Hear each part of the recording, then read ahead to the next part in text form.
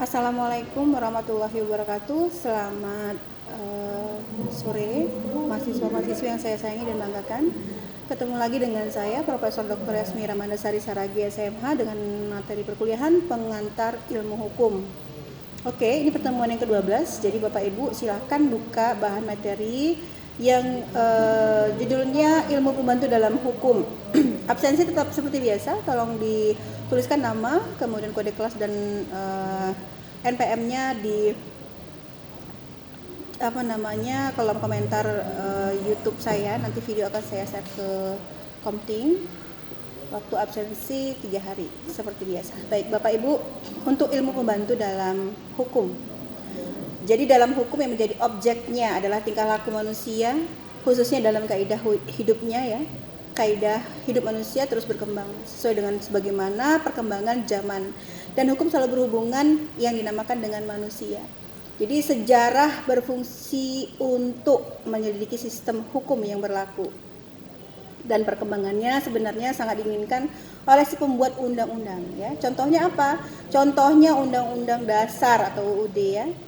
Bukan ujung-ujungnya duit ya, Undang-Undang Dasar. Kita tidak saja melihat atau menjelaskan ya sejarahnya sehingga terbentuk Undang-Undang Dasar, tetapi kita harus menyelidiki ya latar belakang sehingga terjadi suatu Undang-Undang Dasar.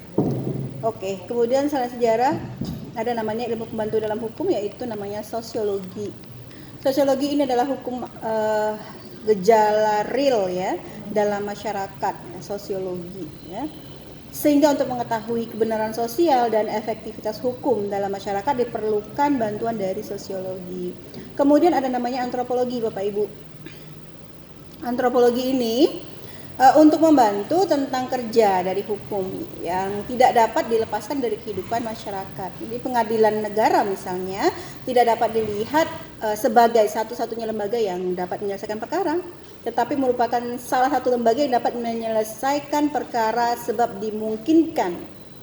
Ya, tadi salah satu ya yang dapat menyelesaikan perkara sebab dimungkinkan ada lembaga-lembaga lain di masyarakat yang mempunyai fungsi yang serupa ya. Kemudian kita membahas mengenai perbandingan hukum ya. Tujuannya kenapa dikatakan sebagai ilmu bantu dalam hukum, yakni untuk mengetahui persamaan dan perbedaan hukum yang berlaku pada beberapa negara pada beberapa zaman. Kemudian ada namanya ekonomi ya Bapak Ibu, sebagai contoh untuk mengetahui atau tidaknya kerugian terhadap keuangan negara ya dalam kasus tindak pidana korupsi misalnya. Ilmu ekonomi lah yang sangat membantu di dalam proses pembuktiannya. Jadi diketahui dulu nih apakah ada kerugian dari keuangan negara, dari APBN ya. Ilmu ekonomi lah yang membantu ya. Kemudian untuk mengeksekusinya atau memproses dalam proses penegakan hukumnya dipakai undang-undang tidak pidana korupsi ya. Kemudian ada namanya kedokteran ya, dapat digunakan untuk mengetahui dan membuka tabir kasus-kasus pidana ya. Seperti apa? Seperti pembunuhan ya, kemudian pemerkosaan misalnya ya, cabul misalnya ya. Kemudian ilmu kedokteran yang banyak menggunakan atau membantu untuk menyingkapnya ya. Jadi ada visum et repertum, kemudian ada keterangan ahli ya dan lain sebagainya. Kemudian ada namanya politik Bapak Ibu. Nah, ini politik cenderung kejam sebenarnya ya, tapi yang kita bahas ini politik ya, yang dimaksud hukum adalah suatu proses politik ya, dan hukum harus mampu melenyapkan ketegangan-ketegangan yang ada dalam masyarakat. Jadi sebenarnya politik ini bagus ya, kalau dalam konsepnya Bapak Ibu, literaturnya sangat bagus sekali. Tujuannya untuk melenyapkan ketegangan-ketegangan yang terjadi atau yang ada dalam masyarakat, yaitu untuk politik. Namun dalam praktiknya kadang-kadang sering menyimpang ya. Mudah-mudahan kedepannya akan menjadi lebih baik lagi politik-politik di negara kita. Selanjutnya ada teknik ya. Ilmu teknik diperlukan untuk membuktikan apakah suatu perbuatan itu terjadi karena force majeure atau overmah, atau istilahnya dalam keadaan terpaksa atau memaksa, atau karena kealpaan atau kelalaian, seperti dalam kasus lumpur Lapindo misalnya di Sidoarjo. Kemudian apakah semburan terjadi karena kelalaian ataukah karena bencana ya alam ya. Kemudian ilmu teknik lah yang dapat menjawabnya ya. Makanya berfungsi sekali teknik ini ya. Kemudian ada namanya ilmu pembantu lainnya Bapak Ibu, yaitu sangat terbuka. Ilmu hukum membutuhkan ilmu-ilmu lain selain ilmu pembantu di atas sesuai dengan kasus atau peristiwa hukum yang terjadi. Oke, kemudian Bapak Ibu, tadi kita sudah membahas mengenai ilmu pembantu dalam hukum ya. Ada sejarah, kemudian sosiologi, antropologi, kemudian ada perpanjangan hukum, kemudian ada ekonomi, kedokteran, politik ya, teknik, dan ilmu pembantu lainnya. Oke. Kita membahas kemudian mengenai aliran-aliran dalam filsafat hukum ya. Ada aliran-aliran dalam filsafat hukum. Jadi ada beberapa nih Bapak Ibu. Misalnya terkait jenis-jenisnya, yaitu yang pertama aliran hukum alam, kemudian positivisme hukum, kemudian ada utilitarianisme, ada mahjab sejarah, ada sociological jurisprudence, ada realisme hukum, dan ada Freire ya. Oke, saya akan jelaskan satu persatu Bapak Ibu. Silahkan dibuka juga bahan materinya. Jadi terkait mengenai aliran hukum yang pertama ini, menurut sumbernya aliran hukum alam dapat dibagi dua macam, yaitu irasional dan rasional. Jadi kalau yang irasional ini berpendapat bahwa hukum yang berlaku universal dan abadi itu bersumber dari Tuhan secara langsung ya. Sebaliknya aliran hukum alam yang rasional yang berpendapat bahwa sumber alam yang universal dan abadi itu adalah hasil dari manusia sendiri. Jadi yang mendukung aliran ini adalah Thomas Aquinas ya, kemudian ada John Salisbury dan Dante Alighieri ya.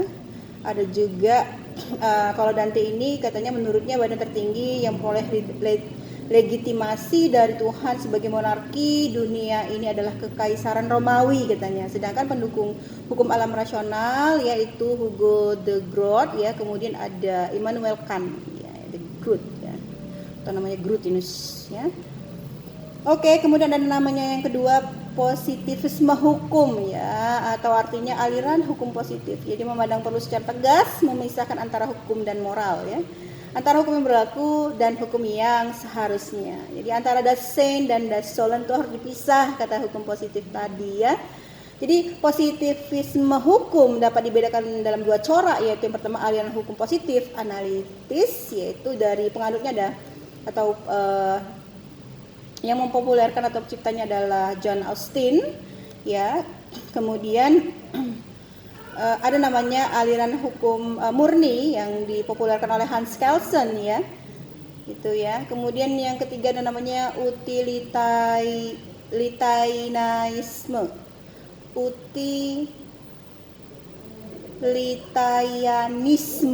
Nah, ini sulit pula jawabnya, membacanya Bapak Ibu ya. Atau singkatnya utilisme ya, adalah aliran yang meletakkan kemanfaatan sebagai tujuan utama hukum ya. Kemanfaatan di sini diartikan sebagai kebahagiaan ya. Jadi penganutnya ada Jeremy Bentham ya, ada John Stuart Mill ya. Kemudian yang keempat ada realisme hukum Bapak Ibu. Dalam pandangan penganut realisme, hukum adalah hasil dari kekuatan-kekuatan sosial dan kontrol sosial. Jadi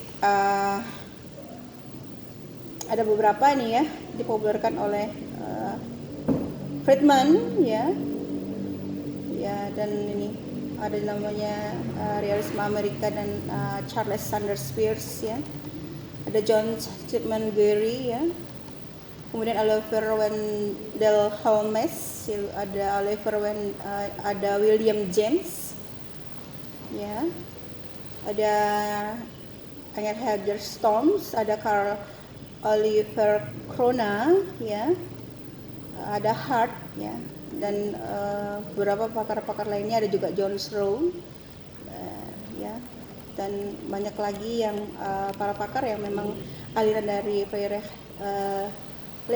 ya. Ini ada ajaran hukum bebas, ini yang terakhir yang kelima Bapak Ibu dari aliran filsafat.